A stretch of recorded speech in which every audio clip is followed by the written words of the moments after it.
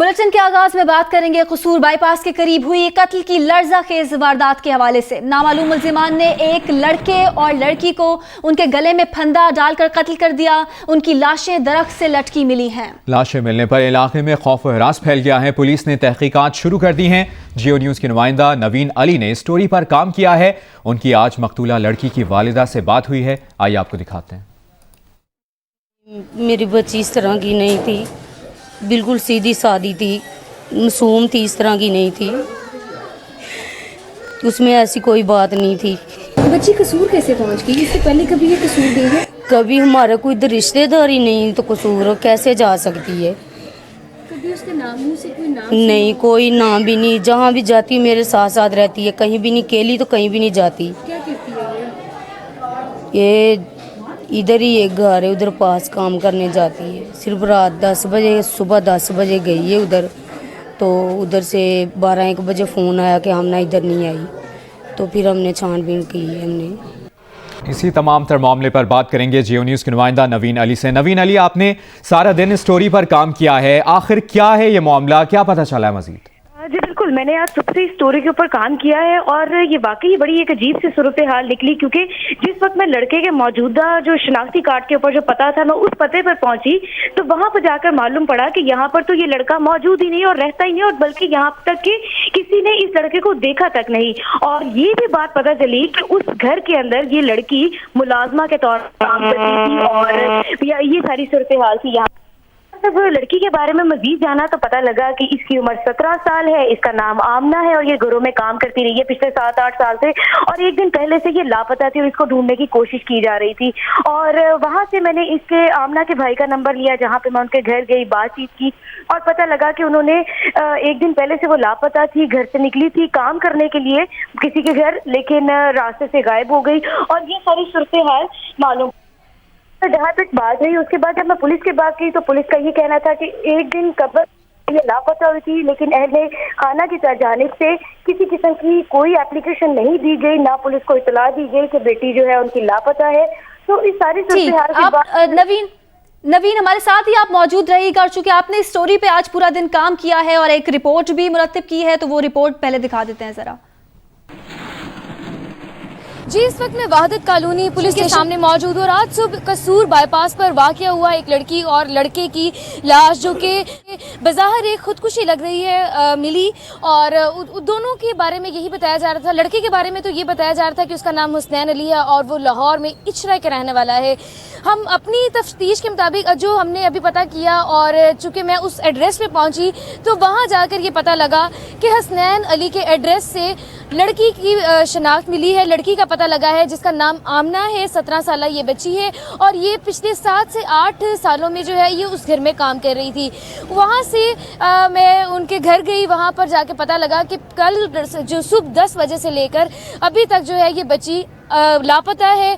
घर वालों ने अभी तक पुलिस में भी इतला नहीं दी और बाजार अपने तौर पर उन्हें ढूंढते रहे, लेकिन बच्ची नहीं मिली। और अभी सूरत हाल ये है कि असली जो कि वहाँ पे मिला है, जिसका आईडी कार्ड मिला है, वो चूँकि उसके बारे में अभी तक कुछ पता नहीं चल सकता। और जो लड़की है आमना, वो मिल गई है, उसके भाई से भी हमारी बात हुई है, भाभी से भी बात हुई है और दीगर घर वालों से बात हुई है। अभी वो कुछ देर पहले वहादत कॉलोनी पुलिस स्टेशन में आकर यहाँ पर मुकदमा दर्ज करवा कर और सारा अपने बयान रिकॉर्ड करवा कर कसूर के लिए रवाना हो गई हैं, क्योंकि उन्होंने वहाँ से लाश की पोस्टमार्टम करवाने के बाद उसको रिसीव करना है। जबकि हुसनैन अली, जिसके बारे में अभी तक कुछ पता नहीं लग रहा, जो आईडी कार्ड पर उसका पता दिया गया है, उसके बारे में भी अभी तक कुछ मालूम नहीं हो रहा। लेकिन जो मोहल्ले वाले बताते हैं, जो बाजार तस्वीर दे के बता रहे हैं, तो मोहल्ले वाले ये कहते हैं कि ये उस मोहल्ले में सब्जी बेचने के लिए आता था। बाकी जो है पुलिस अभी तफ्तीश कर रही है। इसके बज़ाहिर जो है अभी यही कहा जा रहा है कि ये खुदकुशी है, लेकिन ये कितनी सच है और कितना झूठ, ये तो तफ्तीश मुकम्मल होने के बाद ही पता चलेगा। जी, कसूर बाईपास के करीब कत्ल की लर्ज़ाखेज वारदात से मुतालिक अपडेट कर रही थी जियो न्यूज़ की नुमाइंदा नवीन अली और बता रही थी कि सूरत हाल अब क्या बनती दिखाई दे रही है। पुलिस की जानिब से तहकीकात शुरू कर दी गई हैं और नामालूम मुल्ज़िमान ने एक लड़के और लड़की को उनके गले में फंदा डालकर कत्ल कर दिया। उनकी लाशें दरख्त से लटकी मिली हैं और अब देखना होगा कि पुलिस इस तमाम तर मामले में क्या तहकीकात करती है, मंतकी अंजाम तक पहुंचाती है या नहीं पहुंचाती है। आगे बढ़ते हैं। वालिदैन के लिए बड़ी खुशखबरी है, वो ये है कि सुप्रीम कोर्ट का 5,000 रुपए से ज्यादा फीस लेने वाले निजी स्कूलों को फीस में 20% कमी करने का हुक्म दिया गया है। निजी स्कूल गर्मियों में ली गई फीस का आधा 2 माह में वापस करेंगे या एडजस्ट करें। निजी स्कूलों की फीसों में इजाफे के खिलाफ अबूरी हुक्मनामा जारी कर दिया गया। अदालती हुक्म के मुताबिक निजी स्कूल सालाना 5% से ज्यादा इजाफा नहीं कर सकेंगे। 5% से ज्यादा इजाफा करना हुआ तो रेगुलेटरी बॉडी से इजाजत लेना होगी। कोई स्कूल बंद ना किया जाए, अगर ऐसा हुआ तो कार्रवाई की जाएगी। चेयरमैन FBR को तमाम स्कूलों के टैक्स रिकॉर्ड की पड़ताल करने और 22 निजी स्कूलों के अकाउंट्स कब्जे में लेने का हुक्म सामने आया है।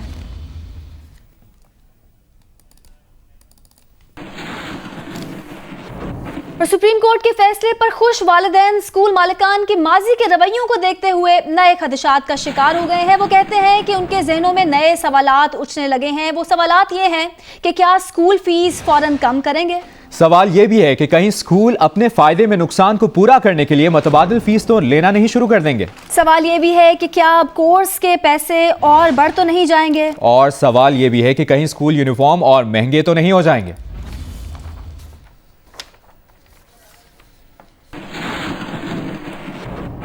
खबरों के सिलसिले को आगे बढ़ाएं, आपको बताएं पीपल्स पार्टी के रहनुमा शौकत बसरा ने तहरीक इंसाफ में शमूलियत का ऐलान कर दिया है। शौकत बसरा ने वज़ीर आज़म इमरान खान से मुलाकात करके बाकायदा शमूलियत का ऐलान किया।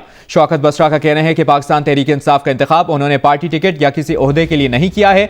PTI में शमूलियत उन्होंने वज़ीर आज़म इमरान खान और PTI के विजन से मुतासिर होकर इख्तियार की। अब यहाँ आपको बताते हैं कि शौकत बसरा माजी में कह चुके हैं कि पीपल्स पार्टी छोड़ने से बेहतर होगा कि वो सियासत छोड़ दें। जियो न्यूज़ के प्रोग्राम जियो पाकिस्तान में 10 जून 2017 को जब उनसे पूछा गया कि आप पार्टी बदल रहे हैं तो उनका जवाब था कि वो पीपल्स पार्टी छोड़ने की बजाय सियासत छोड़ने को तरजीह देंगे, वकालत शुरू कर देंगे या फिर टीवी एंकर बन जाएंगे, लेकिन पार्टी नहीं छोड़ेंगे। आइए आपको वो गुफ्तगू सुनवाते हैं।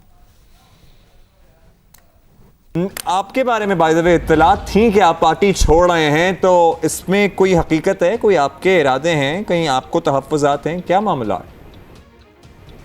लेकिन जिस दिन ये नौबत आई कि पीपल्स पार्टी में छोड़ दूं तो फिर सियासत ही छोड़ देंगे यार। मैं तो सियासत कोई कारोबार के लिए नहीं कर रहा। सियासत तो मेरा पैशन है। सियासत ने मुझे नाम भी दिया, पीपल्स पार्टी ने मुझे इज़्ज़त दी, मुझे शोहरत दी, मुझे नाम दिया, और मैं तो बहुत अदना सा कारकुन हूँ।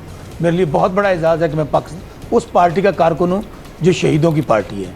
मैं उस पार्टी का कारकुन हूँ जिनकी क़यादत से लेकर कारकुनों तक इस मुल्क पे कुर्बान हो गए। हम तख्तादार पे भी गए, हमने फांसियाँ भी ली, हमने किले भी काटे, हमने कोड़े भी खाए।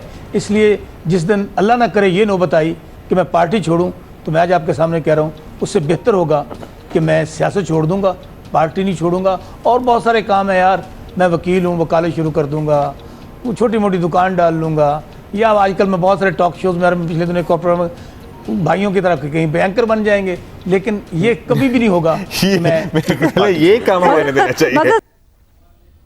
इसी तमाम तर मामले पर बात करने के लिए हमारे साथ शौकत बसरा साहब मौजूद हैं, उनसे बात करेंगे।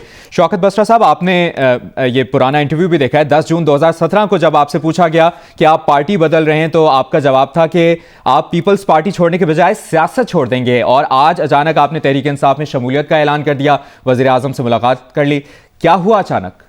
पहले तो मैं आपका शुक्रिया अदा करता हूँ, और मुझे ये तवक्को आप ही से थी कि इतनी प्यारी मोहब्बत और इतनी शफकत आप ही मेरे से करेंगे और मेरी पुरानी टेपें चलाएंगे। लेकिन बात ये है कि पाकिस्तान पीपल्स पार्टी, मैंने बतौर एक अदना कारकुन के शहीद दीदी के साथ मैंने अपना सफ़र शुरू किया सियासत का, और इसमें कतई दो राय नहीं है कि मैंने 93 में एक बतौर वर्कर के ये पार्टी ज्वाइन की, और आज तक मैंने कभी मुफाद की खातिर, कभी अपनी ज़ात की खातिर सियासत नहीं की। अभी भी जो मेरा डिसीजन है, देखें, मैंने अगर कोई ओहदे के लिए सियासत करनी होती, कारोबार के लिए सियासत करनी होती, किसी सीट के लिए सियासत करनी होती, तो मैं इलेक्शन से पहले फैसले लेता। मेरे भाई, मैंने एक इंडिपेंडेंट इलेक्शन कॉन्टेस्ट किया जब मैंने देखा कि, और अब जो ज्वाइन करने की वाली बात है, बिल्कुल क्लियरली आपको बताता हूँ। देखें, मैंने इमरान खान साहब को आज ज्वाइन किया, सिर्फ इसके 3 वर्ड्स हैं, उनकी डिवोशन, उनकी कमिटमेंट और उनकी ऑनेस्टी को देख के। इसलिए इलेक्शन से पहले एक बातें थी जो खान साहब एक अपना नैरेटिव लेके चल रहे थे कि जी मैं यहाँ पर करप्शन का खात्मा करूंगा। हम समझते थे ठीक है, पॉलिटिशियन है, जब ये इनको इक़्तिदार मिल जाएगा तो उसके बाद फिर वही मामला होंगे जो पहले चलते रहे। हमारे यहाँ पर करप्शन ने बेड़ा गर्क कर दिया पाकिस्तान का, और सबसे बड़ा नासूर मैं समझता हूँ पाकिस्तान में अगर है तो वो करप्शन है। लेकिन उन्होंने उसके ऊपर जीरो टॉलरेंस का मुजाहरा किया। आप कह सकते हैं कि आते ही उनको बहुत सारे मसाइल इनहेरिट किए उन्होंने, उनको टाइम लगेगा रिडक्शन, लेकिन अगर उन्होंने कंप्रोमाइज नहीं किया, अगर उन्होंने उसकी वजह इस करप्शन ने इस मुल्क का बेड़ा गर्क कर दिया। इस करप्शन ने हमारे आने वाली नस्ल को तबाह कर दिया। और जब ऊपर से लेकर नीचे तक करप्शन का कारोबार होगा तो मेरे भाई उसमें बताइए किस तरह सर्वाइव होगा। और मेरी आज तहरीक इंसाफ को ज्वाइन करने का मकसद सिर्फ एक है कि आज कोई मुखालिफ जो मर्जी कहता रहे खान साहब के मुतालिक, पीटीआई के मुतालिक, उनकी बातों के मुतालिक, लेकिन अगर मैं उनके साथ आया हूं तो सिर्फ इस बात पे आया हूं कि उन्होंने इन 3 महीनों में जिस तरह हुकूमत में आने के बाद जिस सादगी के साथ, जिस आजिज़ी के साथ, वहां अदरवाइज जब हम वजारत उज़्मा देखते हैं, यहाँ तो एक सिपाही जो होता है वो मान नहीं होता, he is head of the state. लेकिन जिस अंदाज के साथ वो मामला को लेकर आगे बढ़ रहे हैं, जिस तरह आपने वुज़रा को, उन्होंने कभी बताइए मुझे, माजी में ऐसे भी होता था कि वुज़रा सामने बैठे और उनकी क्लास ली जाती थी कि बताइए आपने 3 महीने में क्या किया। तो मेरे भाई इसमें मैंने जो पीपल्स पार्टी है, देखिए इसमें कोई शक नहीं है, उन्होंने मुझे नाम दिया, मुझे इज्जत दी, लेकिन जो पीपल्स पार्टी के अब मैं बात लाइव बैठूंगा तो बहुत सारी बातें करूंगा और मैं करूंगा भी, मैं आपको पता है। अच्छा शौकत बसरा साहब, ये भी मुख्तसरन कहिएगा कि आप पीपल्स पार्टी की क़यादत की जानिब से आपसे कोई राब्ता किया गया है, आपको रोका गया, और वो जो वकालत शुरू करने का आपने कहा था, टीवी एंकर बनने का कहा था, वो ऑप्शंस अब निकल गए हैं? अच्छा, मुझे ये फिर सेकंड क्वेश्चन आपसे भाई करेंगे आप मुझे। देखिए बात ये है कि मैं आपको फिर कह रहा हूँ कि क्या पीपल्स पार्टी, मैंने वहां पे सियासत किया तो कोई आदमी उंगली उठा के नहीं कह सकता कि शौकत बसरा ने एक पैसे का मैं किसी का रवादार हूं। और आज मैं कहता हूं आपके चैनल के जरिए मैं पैगाम देना चाहता हूं चेयरमैन नैब को और तमाम इदारों को कि शौकत बसरा ने या किसी ने भी करप्शन की है तो जीरो टॉलरेंस होनी चाहिए। और उनको वाकई जो मुराद सईद ने कहा है कि जो करप्ट आदमी है, अब करप्शन और पाकिस्तान इकट्ठे नहीं चल सकते, उनको डी चौक में लटका दिया जाए। अगर आपने जो बात की, देखिए मैं आपको पहले कहता हूँ मैं एक वर्कर हूँ and I am proud of it. इंशाल्लाह मैं खान साहब के पार्टी, खान साहब के नजरिए, खान साहब की सोच को लेकर आगे बढ़ूंगा और इंशाल्लाह आप देखेंगे कि शौकत बसरा पाकिस्तान को आगे लेकर जाएगा और उसका मंशूर जो है पीटीआई का, उसको फॉलो करते हुए इंशाल्लाह मैं कंट्रीब्यूट करूंगा बतौर एक पाकिस्तानी के, बतौर एक कारकुन के और बतौर एक पीटीआई के अदना वर्कर के। और मैं लेकिन शौकत साहब, हमें नहीं लगता कि आपने हमारे सवाल का जवाब दिया है कि वो क्या अमर था जिसकी वजह से आपने पीपल्स पार्टी छोड़ी। बहुत शुक्रिया, आपने अपना मौक़िफ़ दिया। एक बार फिर हम सुनवाएंगे कि 10 जून 2017 को शौकत बसरा साहब का क्या कहना था। आपके बारे में बाय द वे इत्तलात थी कि आप पार्टी छोड़ रहे हैं, तो इसमें कोई हकीकत है, कोई आपके इरादे हैं, कहीं आपको तहफ़्फ़ुज़ात हैं, क्या मामला है? लेकिन जिस दिन ये नौबत आई कि पीपल्स पार्टी में छोड़ दूं तो फिर सियासत ही छोड़ देंगे यार। मैं तो सियासत कोई कारोबार के लिए नहीं कर रहा, सियासत तो मेरा पैशन है। सियासत ने मुझे नाम भी दिया, पीपल्स पार्टी ने मुझे इज़्ज़त दी, मुझे शोहरत दी, मुझे नाम दिया, और मैं तो बहुत अदना सा कारकुन हूँ। मेरे लिए बहुत बड़ा एजाज़ है कि मैं उस पार्टी का कारकुन हूँ जो शहीदों की पार्टी है। मैं उस पार्टी का कारकुन हूँ जिनकी क़यादत से लेकर कारकुनों तक इस मुल्क पे कुर्बान हो गए। हम तख्तादार पे भी गए, हमने फांसियाँ भी ली, हमने किले भी काटे, हमने कोड़े भी खाए। इसलिए जिस दिन अल्लाह ना करे ये नौबत आई कि मैं पार्टी छोड़ूं, तो मैं आज आपके सामने कह रहा हूँ उससे बेहतर होगा कि मैं सियासत छोड़ दूँगा, पार्टी नहीं छोड़ूंगा। और बहुत सारे काम है यार, मैं वकील हूँ, वकालत शुरू कर दूँगा, छोटी मोटी दुकान डाल लूँगा, या आजकल मैं बहुत सारे टॉक शोज़ में पिछले दिनों कॉर्पोरेट में भाइयों की तरफ कहीं पे एंकर बन जाएंगे। लेकिन ये कभी भी नहीं होगा मैं ये काम होने देना चाहिए। अस्सलाम वालेकुम, मैं हूं अलीना फारूक शेख और आप देख रहे हैं जियो न्यूज़। मज़ीद वीडियोस और अपडेट्स के लिए अभी सब्सक्राइब का बटन क्लिक कीजिए और देखते रहिए जियो न्यूज़।